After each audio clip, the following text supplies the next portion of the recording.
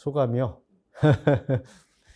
뭐 지난 한 3년여 세월이 흘렀는데 그걸 생각하면 정말 화가 나지만 어쨌든 무죄로서 새로운 이제 출발을 할 수 있게 돼서 너무 후련하다는 생각을 합니다. 그렇지만 생각할수록 정말 이게 대한민국에서 일어날 수 있는 일인가 하는 생각을 하면 답답하고 참담한 심정이죠. 제가 이제 현재는 변호사이지만 과거에 검사 생활을 했고, 검사 때 부정부패 수사, 조직폭력배, 마약 수사를 하면서 대한민국 법치를 세우겠다는 어떤 사명감을 가지고 열심히 일을 했습니다.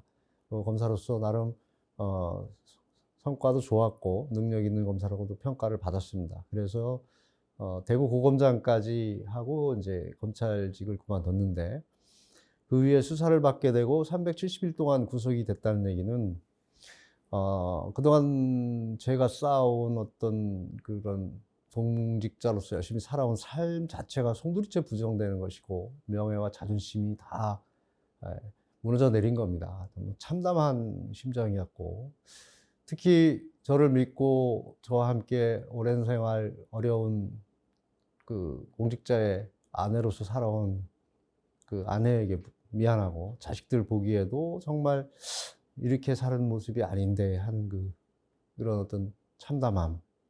그리고 2020년 총선 출마를 했을 때 저를 도와줬던 우리 지지자들이 느끼는 그 허탈함과 실망감에 대한 죄스러움. 정말 이루 말할 수 없는 당혹감과 참담함, 그리고 이 죽음을 생각할 수밖에 없는 그런 캄캄한 정말 터널, 무적행에 떨어진 그런 심정이었죠.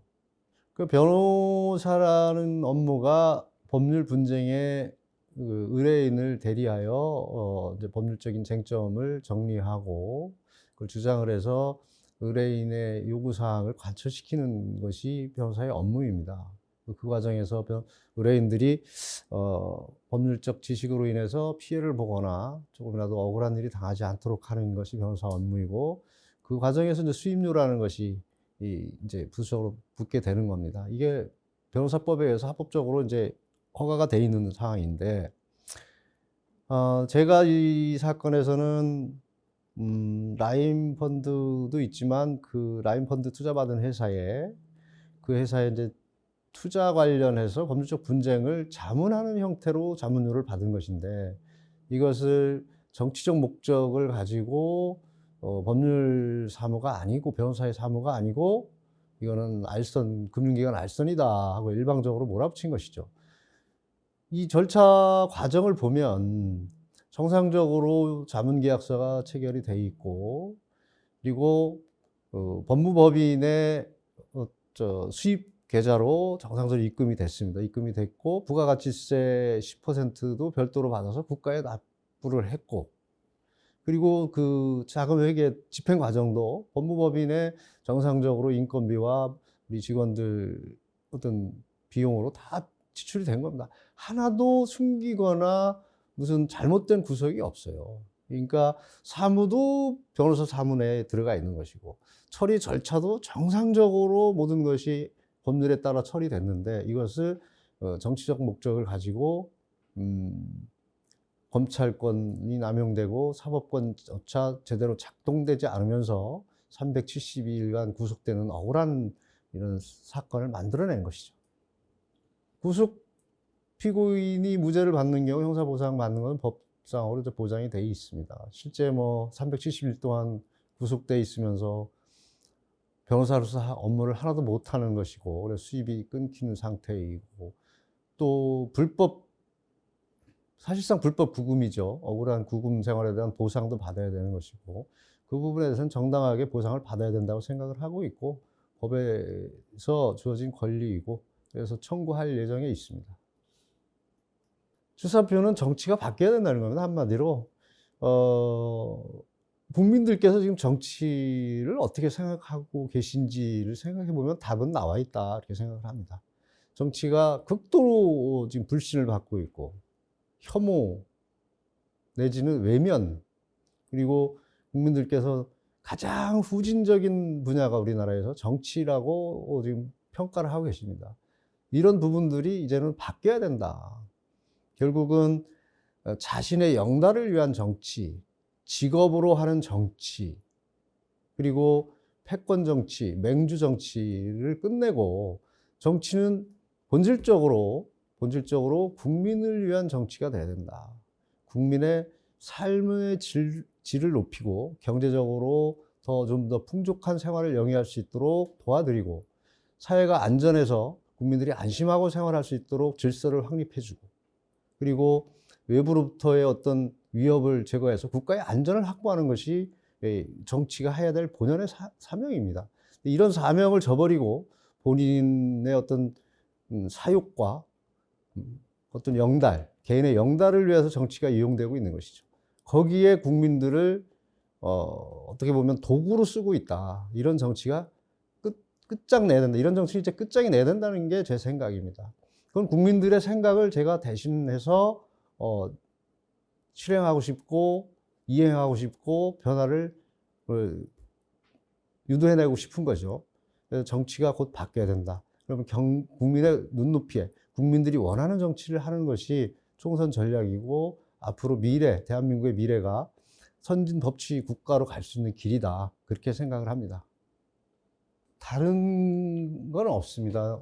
제가 오랜 동안 법조인 생활하다 보니까 법조인은 생활 범위가 좁습니다. 왜냐하면 공정하고 어떻게 보면 균형적인 사건 처리를 위해서는 가급적이면 외부와의 접촉 단면이 좁아야 되는 측면이 있어요. 그러다 보면 생활 자체가 좁을 수가 있는데 정치라는 것은 오히려 광범위하게 의견을 들어야 되는 것이고 또 서민들의 삶 속, 일반 시민들의 삶 속에 들어가서 같이 애환을 느끼면서 그들이 느끼는 것이 무엇이고 그들이 애환을 겪는 것이 무엇이고 그들이 요구하는 것이 무엇인지 이런 걸 파악해서 정치 현장에서 풀어내야 되는 거다. 그래서 지난 이제 총선 이후 실패한 이후에 많은 분들을 만나서 의견도 듣고 실제 이제 봉사활동을 통해서 어려움이 뭔지 그리고 봉사활동을 통해서 내가 지금 정치인으로서 어느 위치에 서 있어야 되는지 그런 걸 많이 자각하고 공부를 한 것이죠. 그 속에서 일반 우리 유권자분들 내지는 시민들께서 많이 저의 진정성을 많이 이제 이해를 해 주신 게 아닌가 그런 생각을 합니다. 접촉면을 넓히고 함께 어울려서 생활하고 그들의 문제가 내 문제라고 인식을 해서 진정성을 가지고 꼭 해결해야 되겠다는 사명감을 갖는 것이 중요하다. 그렇게 생각을 합니다.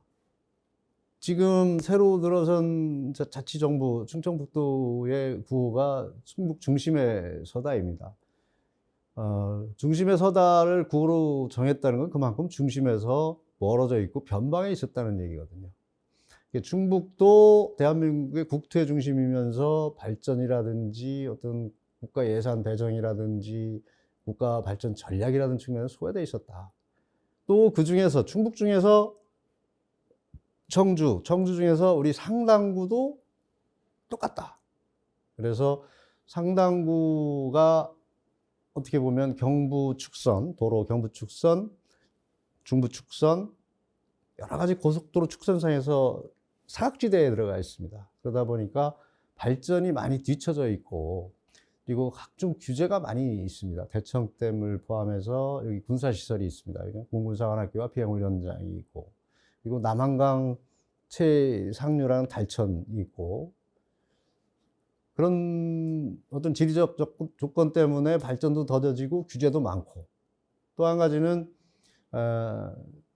어느 도시나 마찬가지이겠지만 도시가 자꾸 외곽으로 팽창을 개발을 하다 보니까 도심이 황폐화돼 가는 현상이 있습니다. 도심이 공동화돼 가고 있습니다. 이 원도심 자체가 황폐화되고 공동화된 걸 어떻게 극복할 것이냐 하는 문제가 있습니다. 그리고 또 한 가지 새로 들어선 아파트 단지, 신흥 아파트 단지는 아파트만 지어졌지 어떤 주민들의 편의시설이라든지 삶의 질을 높일 수 있는 복지시설이라든지 이런 것들이 굉장히 부족합니다. 이런 부분들도 완비를 해야 되고 그리고 최근에 개발이 이루어졌음에도 불구하고 주차 시설 문제라든지 여러 가지 그 녹지 시설 뭐 이런 것들이 굉장히 부족합니다. 이런 부분들도 원점에서 검토를 해서 재정비를 해야 되는 문제가 있어서 상당구는 정말 많은 현안, 문제점들을 안고 있다. 이 부분을 해결해야 될 막중한 사명감이 있다, 정치인에게. 그렇게 생각을 합니다. 결국은 투자를 유치하는 문제와도 직결될 수 있지만 중요한 것은 이 마인드의 문제라고 생각을 합니다. 우리 지역의 특성에 맞는 어떤 산업을 유치하거나 다른 어떤 개발을 추진함으로써 일자리를 늘려야 되고 소득 증대 사업을 해야 됩니다. 그래서 농촌 지역 같은 경우 스마트팜을 어떻게 접목을 시켜서 소득 증대를 시키고 일자리를 늘려갈 것인지 하는 문제가 있고, 그리고 대청댐을 비롯한 어떤 남한강 수계의 수려한 자연 경관을 활용한 관광 산업 내지는 어떤 놀이문화 시설 유치 문제, 그리고 이미 공동화되어 있고 황폐화되어 있는 원도심에 사람들이 모일 수 있는, 사람들을 유인할 수 있는 시설 뭐를 유치할 것이냐. 그래서 블록체인, 게임 산업, 여러 가지들을 생각할 수 있습니다. 그래서 그런 부분들을 전문가들과 지금 심도 있게 논의를 하고 있고 어느 정도 이제 밑그림은 그려지고 있습니다. 그리고 필요하면 도심 지역의 일부는 다시 재개발도 해야 된다고 생각을 하고 있고요. 그리고 어떤 상권의 이해충돌 문제와도 직결되긴 하지만 결국은 종합 어떤 쇼핑몰 내지는 멀티플렉스, 그리고 종합 문화 관광 어떤 시설 이런 것들도 유치를 해서 거점별로 부분별로 사람들이 매력을 느끼는 그런 장소를 만들어야 된다. 그래서 그런 측면에서 여러 가지 공약을 지금 준비를 하고 있습니다. 내년 총선에 뭐 자세 의지는 다른 건 없습니다. 아까 말씀드렸듯이 국민들이 원하는 눈높이에 맞춰서 그 수위에 맞춰서 일을 한다는 것이죠. 결국 변화와 개혁을 만들어내야 해서 국민들이 정치가 바뀌었다. 정말 우리나라에는 선진 정치가 들어왔구나. 정치인들이 이제 밥값을 하는구나, 일을 하는구나, 이런 인식을 줄 수 있도록 만들어 나가는 것이 중요하고요. 말씀하신 목계지덕은 검사 때부터 제가 가지고 있던 그런 단어인데, 일희일비, 순간적인 어떤 반응, 이런 것보다는 정말 무게 있게 제대로 일을 함으로써 초조하지 않고 길고 멀리 본다. 뭐 그런 측면에서 했던 부분인데, 지금 제가 정치 시작한 지 이제 뭐 4년밖에 안 됐지만, 정치 인생을 놓고 보더라도 그 목계지덕의 자세로 가야 되지 않을까, 그런 생각을 하고 있습니다. 우리 상당구 주민들께 말씀드린다면, 우리 존경하고 사랑하는 우리 고향 상당구 주민들, 참 안타깝습니다. 제가 여기 이곳에 이제 와서 살고 있으면서 느끼는 것인데, 상대적으로 많은 불편을 겪고 있고 불이익을 받고 있다. 그리고 삶의 질의 문제에 있어서도 다른 지역보다 좀 소외됐다는 생각을 하고 있어서 이런 부분을 어떻게 해서라도 해소할 수 있는 방안을 만들어서 꼭 실천하고 싶다는 말씀을 드리고 싶고요. 그리고 정치라는 것은 결국 심판을 받고 잘못하면 책직을 맞아야 되고 잘하면 칭찬을 받아야 되는 것입니다. 결국은 심판받는 것이 선거인데, 선거에서 그동안 지금 대한민국이 이렇게 혼란을 초래한 사람들, 구태스러운 정치, 그러니까 종식돼야 되고, 그리고 이런 대한민국의 범죄가 범람해서 국민들이 불안해하는 상황을 만들고, 경제 정책이 잘못 집행이 돼서 멀쩡한 회사들이, 지금 공기업들이 부채가 수주에 이르는 이런 상황을 만들어낸 정치 세력에 대해서도 심판을 내려줘야 된다. 결국은 우리 현명하신 상당 국민들께서 그렇게 해주시라고 믿고 있고요. 저도 국민들과 항상 함께 하면서 선진 정치를 이루고, 정치가 국민들에게 희망을 주고 꿈을 주고, 정치가 국민들을 위해서 기여하는 그런 정치가 되도록 꾸준히 노력하겠습니다. 감사합니다.